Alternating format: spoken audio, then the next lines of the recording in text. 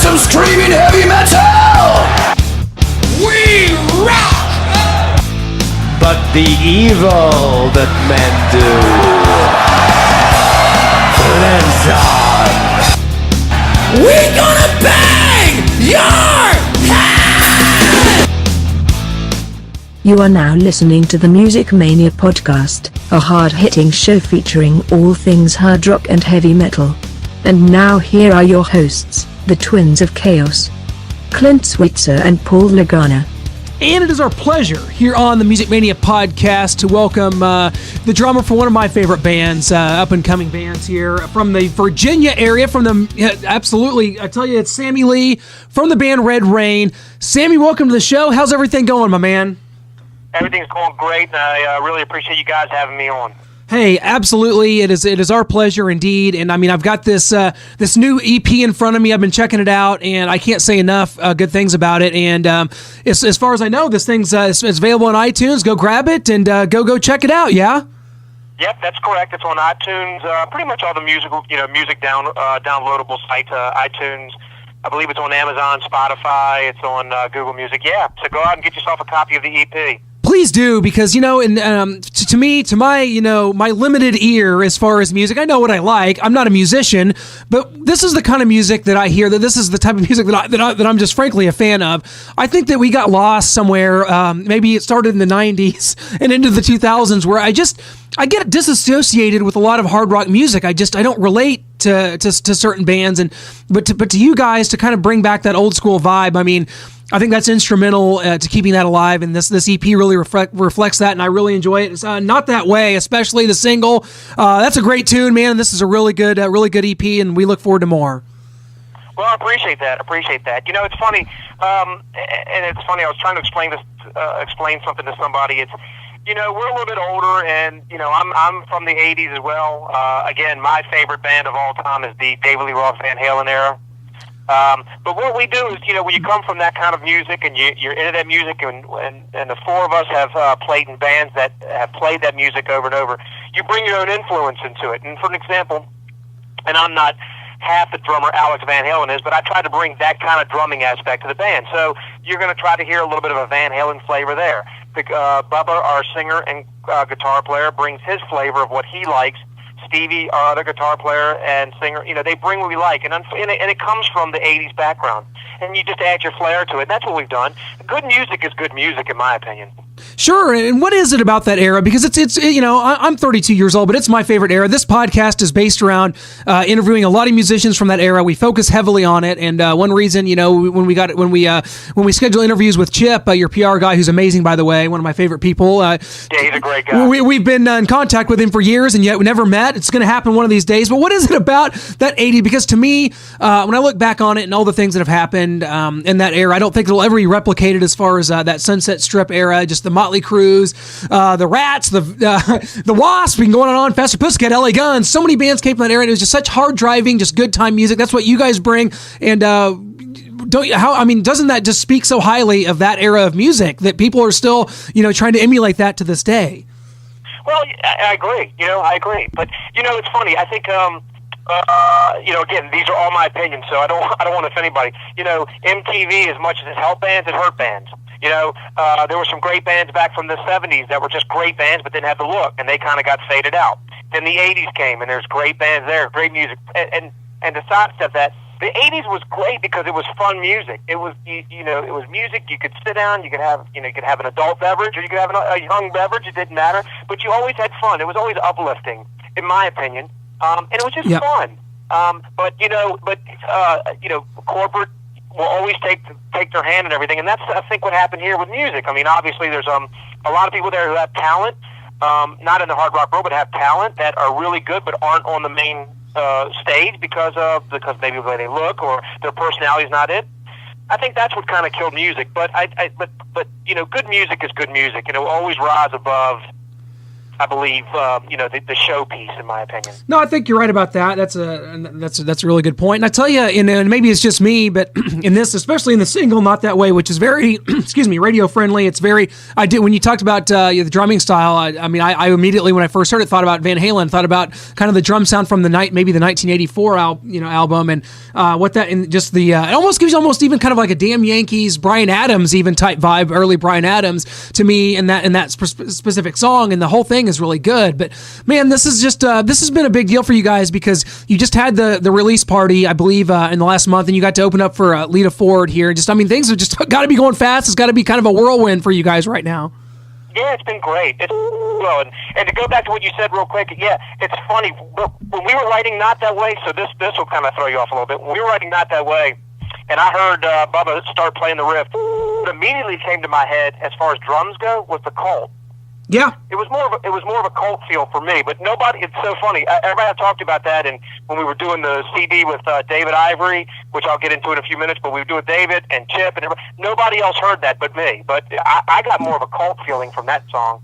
But yeah. But no, I appreciate the kind words. But yeah, it's been a struggle. It's been a whirlwind. It's been great though. It's been a fun ride so far. Well, do you feel like that bands, that maybe one thing that's lost for music in general, and I've talked to several musicians about this. JJ French from Twisted Sister definitely agreed with me about this, but because Twisted Sister is a band that slugged it out in clubs for almost 10 years before they even got to the mainstream. Yep. But today, music is just so fleeting. There's just really not a lot of loyalty. You can pull up a band on YouTube and maybe listen to a song here and there. You don't even know if that band has a record deal, if they record it in a studio or in their basement. It doesn't really matter. You don't have the connection with bands anymore. But bands like Red Rain, there's others out there. But how important do you think that is because you're a band that's paid your dues, you're coming up the right way? I mean, I know maybe that makes me sound kind of like an old fuddy-duddy, but it seems like that that the way you guys are doing it's the right way to get out there and get in front of audiences and to really develop a connection with fans. No, I think you're right. I mean, again, we're a little older, so a little history. Bubba and I have been playing in a band together for 16 years, and we played clubs, and and all the guys in the band. I mean, all the guys were a little bit older. We've all slugged it out in clubs for the last 20 some odd years. So we've done that, and the way this band started was I just got tired. For me, I got tired of playing cover tunes and playing in bars. And when you get older, and I don't know about your area, but our area is a little dry when it comes to hard rock and heavy metal. And so what happened was we went to the last kind of bars I played was like we didn't go on to 11 because they wanted 2 or 3 bands. The bars want to bring in as much money. I get that. I understand that. But for me, it was just enough. So to start Red Rain, I said, you know what? I'm going to try this one more time, but this is what I'm going to do. And it's all original music. I really get more satisfaction playing my music than I do cover tunes. Sure. And that's how this whole thing really started. So it's a tough grind for us anyway. We knew that going into this. We knew that it was going to be tough. We don't really play a lot of clubs here in the area or in the Mid-Atlantic area is where we're from because nobody wants an all-original band. They want people that can play cover tunes. So the last show we did, and if I'm long-winded, you can cut me off. Absolutely not. The last show we did in Richmond, a big show in Richmond before we revamped the band, because we started out as a 3-piece. Mm-hmm. Stevie was added later, but as a 3-piece, the last show we did in Richmond was about a year and a half ago. We opened for Slava at one of our theaters here, and we got a good response. It wasn't that crowded, and I just said to myself, it's got to go one way or the other because we're not going to be able to slug it out like we normally would as a cover band. So luckily, through a long story, and I won't go into it, we found Chip, and that's really where it really kind of turned for us. And have took a year to get with Chip, and we revamped the songs, and we put out the new EP, which again just came out. The CD release was December 2nd, the night we did the show with Lita. But yeah, it's a slugfest, and you know what? I feel like you have to pay your dues. You'll never know what it's like till you pay those dues, and it's been fun playing those, paying those dues. Yeah, that's all part of the process, of course, and absolutely. And I just, for me personally, as such a fan, it's kind of difficult for me because just in the last year, I was at Motley Crue's last concert in L.A. I was at Twisted Sister's last U.S. show just a few months ago in South Dakota. I saw Black Sabbath's farewell tour. Lemmy from Motorhead's died. Rush is retired from active touring, and I just got to thinking to myself, what's the musical landscape? What's hard rock going to be like for fans in 10 years? And I guess that's where a band like you, that I get really interested in a band like Red Rain, that I feel like that I will at least have something going forward. I mean, it's tough because a lot of those bands, a lot of the bands that influenced me are going away. That's really hard. Right. That's why it's more important for you guys to keep it alive, I think. Well, I appreciate that. And it's funny because now that we've gone through this cycle and I've been listening to some different things. I mean, there are a lot of really good.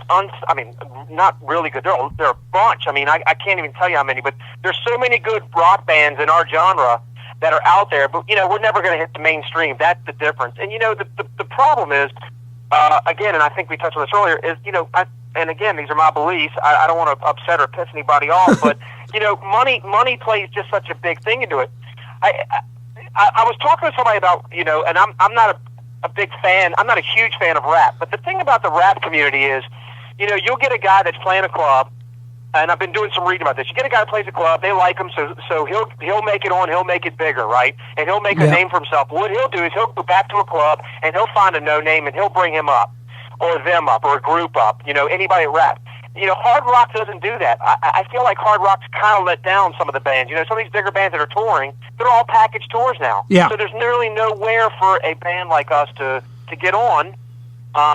And it's sad. I mean, I get it. Trust me, it's nobody's fault. I get it. It's a money thing. But that's the problem. Back in the day, you could open up for a band and get a little a recognition, and now I think that's even become tougher because of the money in the corporation. I do agree with you on that. And a lot of these shows, a lot of the festivals, you have to pay to play, and I mean, it is really tough. That makes it tough. I mean, you're trying to put together, trying to just get some merchandise out there, get your name out there, and you're trying to pay to play on a bill just to get in front of a few thousand fans. It's really tough out there, but that's just why we respect bands like yourself anymore, guys. And again, I'm on the phone here with Sammy Lee, drummer from the band Red Rain, and you can check them out at redrainband.com, Red Rain Band on Facebook as well. And got to keep the social media up. That's a big part of it these days. Do you do a lot of Facebooking and tweeting, Instagram, Snapchat, Tumblr? Some of those I have no idea. I just made those up. But you do a lot of the social media stuff. About right to me. It's important though. It is important. It's important, Yeah, it's the way to connect with people. It's very important, and so everybody in the band has their role, which is good. So I don't really do any of the social media stuff. That's left to Stevie, the guitar player. That's his domain. So we are actually kind of revamping the website a little bit, but you can go there. You can see that we have a lyric video up of "Not That Way."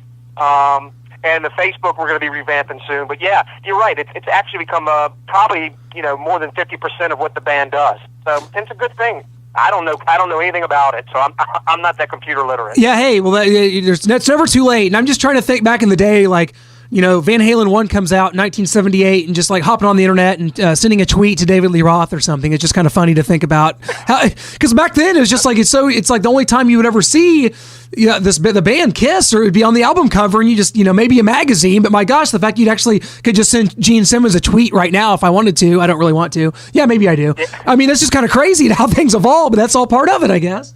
It's funny, and you're right. And it's what's so great about that is, I'll never forget when I was 15. Van Halen came to Virginia. And this is before all this internet stuff. And I remember sitting there, and I had seats really close. I mean, I was to the point where I could almost touch like David Lee Roth. And I thought to myself, wow, this band all the way from California is here in my backyard, and I'm seeing them live. But now with the internet and everything else, you can pop on a video. It's like, I've seen the show, I've done that. It's. I understand that technology is great, but it also ruins the spontaneity of jumping out on stage and playing different songs and different stuff because the crowd knows what you're playing. It does, and I find myself even. I mean, as soon as Iron Maiden plays the first show of a tour, I'm hopping on YouTube to see what the stage looks like, what the pyro looks like. Right. I mean, that's just and it does take away from it though. It does, but I'm just that kind of a person. I like to kind of it's out there. I've got to see what it is. But Sammy, I tell you what, man. This is just incredible. redrainband.com, guys. That's the website, and Red Rain Band on Facebook. Please check it out. Give them a like. Sammy, I mean, just best of luck going forward, man, because I see big things for this EP is huge, and I know you guys are starting work on already demoing up songs for a new one. That's what the hardworking band's doing. That's what you guys are doing, isn't it? Yep, we've been writing material for about a year, but we put it on the shelf when we went into the recording. We've now stepped back into that. We've already been working on. We got about 5 new songs. They're still incomplete. We're working on those. 2017 hopefully will be a bigger year, but probably if things continue to go, towards the middle end of this year and really next year, really is when the band will hopefully take off. And listen, I just invite people to come listen to it. And, if you like it, that's awesome. And, people have their own opinion, and that's great. People that don't like it, that's awesome too, but at least they took a shot and took a listen. It's trying to get somebody to kind of get out of their comfort zone to come listen to it. We just enjoy playing. We enjoy playing live. We love it. We love to play in front of people. We actually have such a great time when it's just the 4 of us in a room. So I think you'll feel that when you see us. You'll feel it on stage. We've been doing it for so long, in our little realm, and we just want to spread the word. That's all we're trying to do. Well, we want to help you do that. I'm going to, this weekend, sometime I'm going to get a review up of the EP on our website and, get this interview, of course, out to the masses. And I tell you what, Sammy Lee, we can't thank you enough. Best of luck going forward. If you guys are ever in KC, man, let's hit it up. We'll have to come out and shake hands and enjoy the show, man, because I got to see this band live at some point. So let's make that happen. Let's keep in touch. And best of luck to you guys, because you guys are doing it the right way, my man. I appreciate it. Thank you so much for having me, and I'd love to talk to you again sometime, and if we ever make it out there, you better believe we're getting together. You bet, thanks Sammy. again, and thanks for spreading the word. Hey, thanks a lot, man. Good luck. Okay. Take care. Thanks. Bye-bye. Bye-bye.